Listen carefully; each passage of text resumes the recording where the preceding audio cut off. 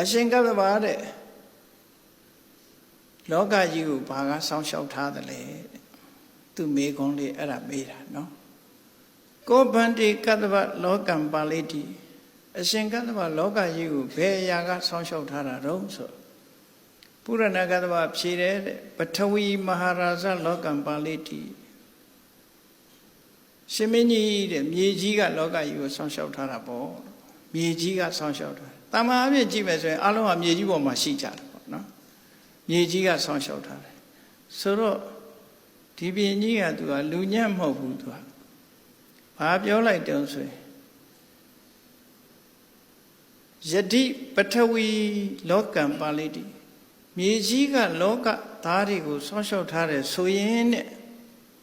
အထကတမအဝိစီနိရိယံခန္ဓာတတ္တပထဝီအတိတ်ကမိတ္တဝါကိစ္ဆန္တိအဝိစီငရဲကျသွားတဲ့လူတွေကကိုဘာကြောင့်မြေကြီးကတားမထားနိုင်တယ်လဲ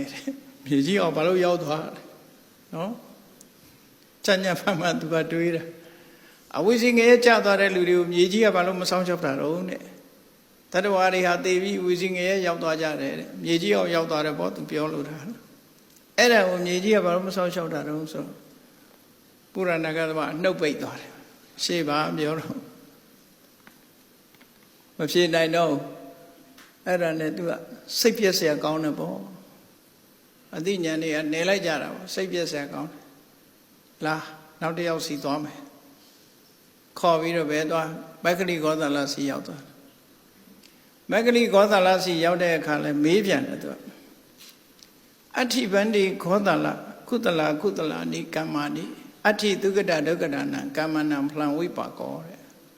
သူမေးတဲ့မွေးကောအရှင်ဂောသလတဲ့ကုသိုလ်အကုသိုလ်ကံဆိုတာရှိလားတဲ့ကုသိုလ်အကံအကုသိုလ်ကံတို့ရဲ့အကျိုးဆိုတာရှိသလားတဲ့ဒီမေးတော့သူ့ရဲ့ဝါဒမှာသူကရှိတယ်လို့မှမဆိုတာအဲ့တော့သူကပြောတယ်နတ္ထိမဟာရာဇကုသလကုသလံကံကုသိုလ်အကုသိုလ်ဆိုတာမရှိပါဘူးတဲ့ကုသိုလ်ကံကအကုသိုလ်ကံရဲ့အကျိုးတရားဆိုတာလည်းမရှိပါဘူးသူကကံနဲ့ကံရဲ့အကျိုးကိုညင်းပယ်တဲ့ဝါဒကိုသူဝါဒကွာမရှိဘူးတဲ့သူကဘာအကြောင်းပြောလိုက်တော့ဆိုအေးဒီဘဝကခတ္တိယဆိုရင်မင်းမျိုးမှဖြစ်ရင်နောက်ဘဝရောက်ရင်လည်းခတ္တိယပဲတဲ့သတ်မှတ်ထားတဲ့အတိုင်းပဲသွားမယ်တဲ့ပုံနာဆိုရင်လည်းပုံနာမျိုးပဲတဲ့ဂုံတယ်မျိုးဆိုရင်လည်းဂုံတယ်ပဲနော်သူဆင်းရဲမျိုးဆိုလည်းသူဆင်းရဲပဲဒီဘဝရှိတဲ့အတိုင်းပဲလူတွေဟာနောက်ဘဝဖြစ်ကြမှာတဲ့ကုသိုလ်အကုသိုလ်ကံရဲ့အခွင့်အရေးဆိုတာဘာမှမရှိဘူးဘာလို့ဘာမှမထူးဘူးတဲ့အဲ့လိုပြောတော့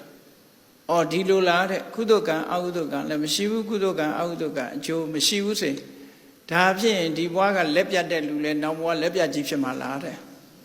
ခြေပြတ်တဲ့လူကလည်းခြေပြတ်ကြီးပဲဖြစ်မှာလားတဲ့နှာခေါင်းပဲကြီးကလည်းနှာခေါင်းပဲကြီးပဲလားတဲ့နရွက်ပြတ်ကြီးကလည်းနရွက်ပြတ်ကြီးပဲဖြစ်မှာလားတဲ့အဲ့လိုမေးလိုက်တဲ့ဂောသလကလည်းဆက်မပြောနိုင်တော့အယုဘလာမထေရကြီးငါသမီးပြောပြီးတဲ့အခါမှာရှင်ဘုရားတို့ဘာဖြစ်လို့ဘုန်းကြီးဝတ်တာလဲတဲ့သူမေးတာဘာဖြစ်လို့ဘုန်းကြီးဝတ်လဲ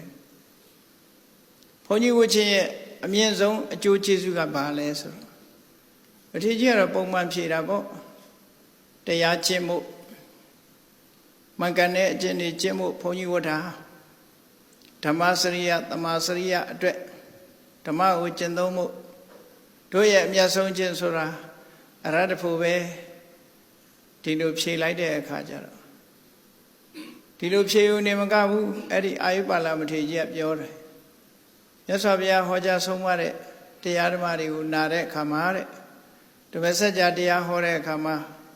ပြမပေါင်း18ခရီနတ်ပေါင်းအသင်္ချေကျွတ်တန်းရတယ်တဲ့ထို့တူပဲမဟာသတိပဋ္ဌာန်သုတ်တို့ရောင်လုံးဝါရသုတ်တို့မဟာမင်္ဂလသုတ်တို့နာတဲ့အခါမှာလဲနတ်တွေပြမတွေမြေမတွက်နေအောင်ကျွတ်ကြတယ်အားလုံးဟာလူတွေပဲလူအကြောင်းတွေပဲယဟန်တွေမဟုတ်ဘူးဆိုတော့အဲ့ဒီမှာမိလိုက်တာကအကွက်ရအရှင်ဘုရားဒီလိုဆိုလို့ရှိရင်ကိုတော်တို့ဟာနော်ဘုန်းကြီးဖြစ်ရတာကအတိတ်ကမကောင်းတာတွေလုပ်ခဲ့လို့ဘုန်းကြီးဖြစ်တာနေမှာတဲ့လူအကြောင်းတွေတောင်တရားသူတရားမြတ်ရနေမှာတော့ကိုတော်တို့ဂရုံဖတ်တင်ပြီးတော့မကောင်းတာတွေလုပ်ခဲ့လို့မကောင်းကျိုးခံစားရလို့ဘုန်းကြီးဝတ်တာနေမှာတဲ့အတိတ်ဘဝတုန်းကကိုတော်တို့ဟာသူများကို သူများအစာအစာတွေကိုလူရက်ပြီးစားတော့ခဲ့လို့ဒါမှမဟုတ်ကိုရောတို့တထိုင်နဲ့စားတထပ်ထဲစားနေရတာနေမှာတဲ့ညနေစာမစားရတာအဲ့ဒါငတ်တာပဲနော်အေး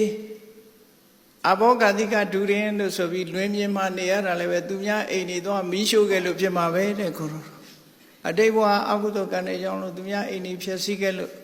မြို့တွေရွာတွေကိုလူရဲ့ဖြည့်ဆည်းမီးရှို့ခဲ့လို့ဒါကြောင့်မလို့ကိုရောတို့အိမ်မရှိရာမရှိနေရတာဖြစ်လိမ့်မယ်တဲ့အကုသိုလ်တွေကြောင့်ဒီလိုဖြစ်ရတာဖြစ်မယ်တဲ့အဲ့ဒါလို့ရဟန်းနေကျင့်တဲ့ဒူရင်အကျင့်တွေကိုသူကရည်ညွှန်းပြီးတော့ဘုန်းကြီးတွေဟာအတိတ်ဘဝတော့မကောင်းမှုအကုသိုလ်လုပ်ခဲ့လို့ဒီလိုဒုက္ခခံရတာဖြစ်မှာပဲလို့အဲ့ဒါလို့ပြောတဲ့အခါအာယုပါလမထေရကြီးကလည်းသူနဲ့ရှင်ပြီးစကားမပြောတော့ဘူးတိတ်တိတ်နေလိုက်တဲ့အခါသူကထပြီးလက်ခမောင်းခတ်ပြန်ကဲငါမေးတာဘူးမှမဖြေနိုင်ဘူးစဗုဒိတ်ကျွန်းကြီးဟာအလကားပဲ